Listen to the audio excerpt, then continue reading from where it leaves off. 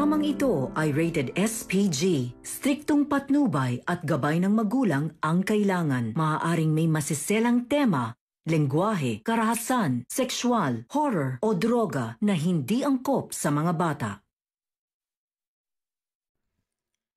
Dinukot ni Carlos si Lynette. Sasabihin na kaya niya ang totoo? Alamin natin. Welcome back sa aking channel, Abot Kamay na Pangarap.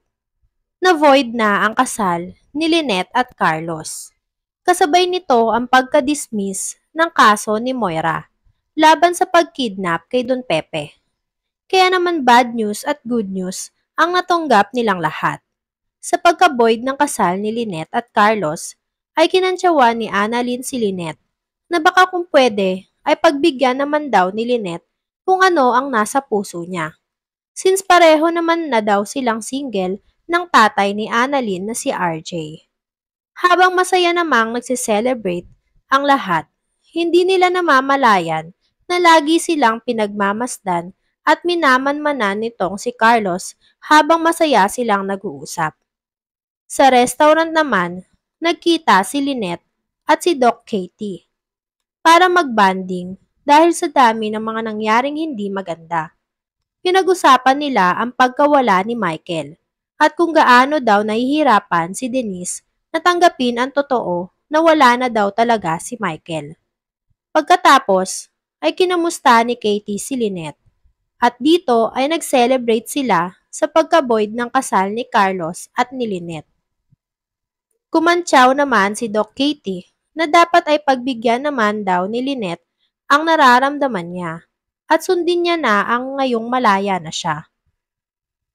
Tumanggi naman kunyari itong si Lynette sa sinabi ni Katie. Dahil si Annalyn lang daw ang priority niya sa ngayon at dito lang siya magpo-focus. Pero patuloy pa din sa pagkantsaw si Katie kay Lynette, kaya pinatigil siya nito. Hindi nga nila alam na nakatingin at nagmamanman lang sa kanilang dalawa habang nag-uusap sila itong si Carlos. Pagtapos nga ay nagpaalam muna si Lynette na pupunta siya ng CR. Pero pagkatapos at pagkatayo nitong si Lynette ay saktong dumating ang hitman na hire nitong si Moira at Dax. Nakita niya agad ang target niyang si Carlos. Pero hindi niya namalayan na nasa harap niya pala itong si Lynette. Kaya naman nagsabi ang man na tumba ka sa akin ngayon, Carlos, at hindi mo na ako mapapahirapan. At nagpadalos-dalos na paputukan si Carlos. Pero hindi nga niya napansin na si Lynette ang nasa harap niya at tumayo. Kaya naman ang buong akala nitong si Carlos ay si Lynette ang target ng hitman. Sumigaw si Carlos at tinawag si Lynette. Kaya nakaiwas at napayuko bigla si Lynette. At takot na takot ang lahat ng tao sa paligid dahil sa sunod-sunod na pagpapaputok ng baril ng hitman. Nagpaputok ulit ang hitman pero hindi naman tumama ito kay Carlos. Kaya naman inulit niya ulit pero naubusan na nga siya ng bala. Kaya napatakbo na lang siya palabas ng restaurant. Hindi naman nagdalawang isip si Carlos na sundan at habulin ang nagtangka sa buhay ni Lynette. Kaya naman hinabol niya ito at saktong nahuli at naabutan niya ang hitman. Pinagsusuntok ni Carlos ang hitman. Pinilit niyang paaminin kung sino ang nag-utos sa kanya. Para patayin nga daw itong si Lynette. Pero hindi pa din ito umamin kahit nga napuruhan na siya ni Carlos. Maya-maya nga, nakatakas itong hitman sa kamay ni Carlos at tuluyan nang nakalayo. Kaya wala nang nagawa si Carlos kundi ang pabayaan na lang ang hitman. Pagka-uwi naman ni Lynette sa bahay nila, ikwinento niya ang naging karanasan at nakita nilang dalawa ni Katie.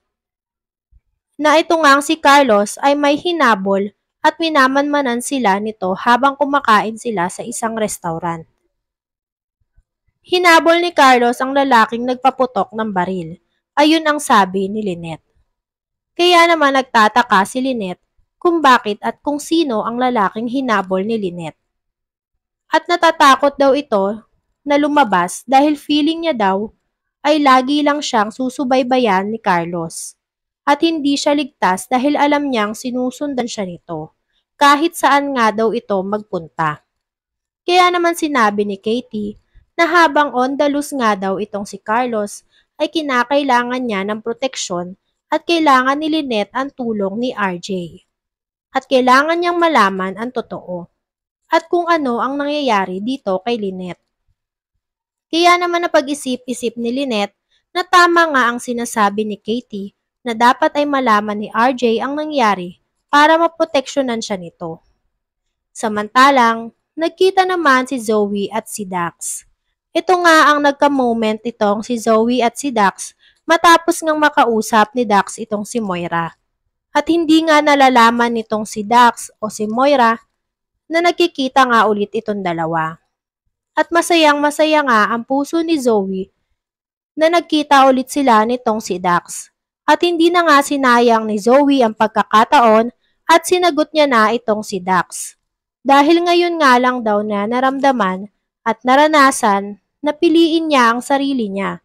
At napakasarap nga daw pala sa pakiramdam. Kaya naman ito na nga ang araw na opisyal na nga ang sinagot ni Zoe si Dax. At sinunod na ni Zoe ang totoong nararamdaman niya para kay Dax. Kahit pa nga hindi yun kasama sa plano nilang mag-ina. Kinamusta naman ni RJ si Lynette dahil nalaman niya nga ang nangyari kay Lynette. Pero wrong timing nga dahil nasa labas itong si Lynette at kikitain niya nga daw itong si Giselle sa isang restaurant. Dahil ang sabi daw ni Giselle ay gusto niyang makipagkita kay Lynette. Kaya naman nagtaka itong si RJ. Dahil hindi naman daw maisisingit ni Giselle na makipagkita sa ngayon kay Lynette. Dahil busy siya at marami daw itong meeting na inaasikaso. Kaya naman natakot itong si Lynette dahil hindi niya alam kung sino ang nag-text sa kanya na nagpanggap na si Giselle.